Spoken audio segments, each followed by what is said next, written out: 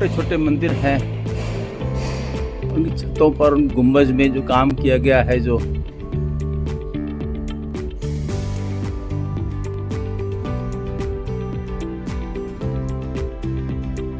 इसको रथ के आकार से बनाया गया है। मैं आगे जाकर कोशिश करूंगा, लेकिन रथ ये आएगा नहीं। रथ होता है पूरा रथ की तरह इस मंदिर को पूरा बनाया गया है। इसे तो कैमरे में कैप्चर पूरा नहीं हो पाएगा, शायद गूगल फोटो में या उसमें दिखे हमें। भव्य कलाकृति है, काम है। सूर्य की रोशनी कैमरे के सामने आ रही है, मुझे पता नहीं कितना, मैं खुद नहीं देख पा रहा हूँ जैसे मैं क्लिक कर रहा हूँ। मैं होप कि ये नजर आए। Try to go in other direction, ये वाला भाग छूट जाएगा। मैं जूम कर रहा हूँ। बहुत ही शानदार, और एक वातावरण में जो एक तरह की शांति या एक जो सेरेनिटी, सुकून होता है, वो तो एक अजीब ही होता है।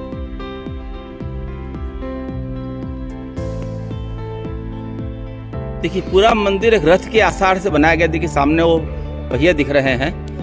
पत्थर इतने गर्म हो चुके हैं, दोपहर 12:15 बज रहे हैं, और इतनी गर्मी होती, धूप लगती, पत्थर गर्म चल नहीं पाते हैं तपते पत्थरों पर। तो छाया में हमें किनारे पे होकर शूट कर रहे हैं इससे।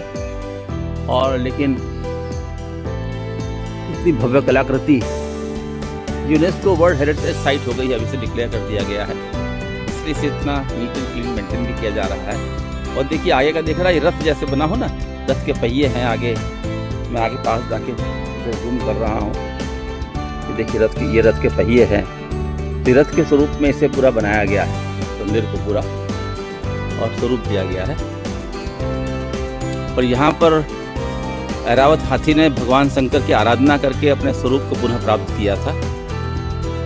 उसके उपलक्ष्य में चोला साम्राज्य में चोला राजाओं ने इस मंदिर को बनाया। इसका बहुत सारा हिस्सा तो टूट गया है, कुछ जो बचे हैं उसको सुरक्षित कर दिया गया है। इसके आसपास बाहर की तरफ भी बहुत सारे मंदिर थे बने हुए, जो अब टूट के भग्नावशेष में हैं, टूटे हुए अवस्था में है।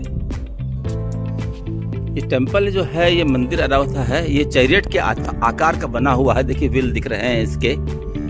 और ऐसा भी कहा कि यहाँ के जो 3 स्टेप्स ऐसे हैं जहाँ पर कि अगर टैप करते हैं तो 7 म्यूजिकल नोट्स की ध्वनि उस पर उत्पन्न होती है। लेकिन हम ये नहीं पता पाए या कहीं ऐसा कौन से वो स्टेप्स हैं या कहाँ पर हैं, हमको पता नहीं चल पाया, तो हम वो नहीं देख पाए हैं। लेकिन ये पूरा जो बना हुआ है, ये चैरियट के आकार का है पूरा। ये का मैं वीडियो एक साथ नहीं आ पा रहा है वीडियो में, दोनों व्हील या ये पूरा रथ का आकार दूसरी तरफ से ले रहा हूँ। तो ये पूरे चैरियट के आकार से इसको बनाया गया है रथ। जो ऐरावत इंद्र का हाथी था, वो रथ खींचता था, उसको उस ढंग से इसको बनाया गया है। और ये व्हील दिख रहे हैं उसके, और रथ पे चढ़ने का स्टेयर्स हैं। विशाल का ऐरावत सर्वशक्तिमान हाथी थे।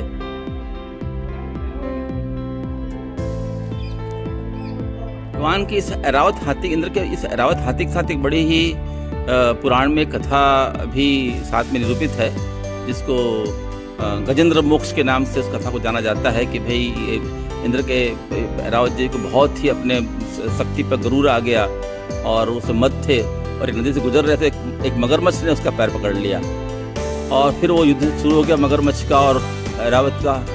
और ऐरावत को अपने शक्ति बड़ा गरूर था कि मैं बहुत सारा शक्तिमान हूँ मैं, और युद्ध बहुत चला। लेकिन फिर बाद में थक हार के उन्होंने भगवान विष्णु को याद किया, और भगवान विष्णु आया, और फिर उनको उसने अपने ऐरावत को मोक्ष दिलवाया। गजेंद्र मोक्ष के नाम से कथा है।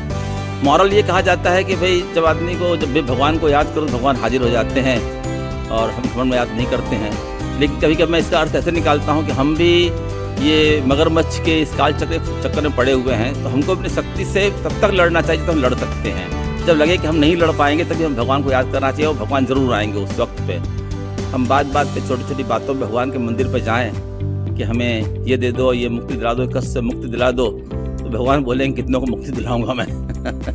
पता नहीं, मेरा इंटरप्रिटेशन है, मैं ऐसे इंटरप्रेट करके मैं इसको मानता हूँ कि हमको अपनी लड़ाई खुद लड़नी चाहिए। और जब न लड़ सके तब जरूर भगवान वहाँ पर हैं।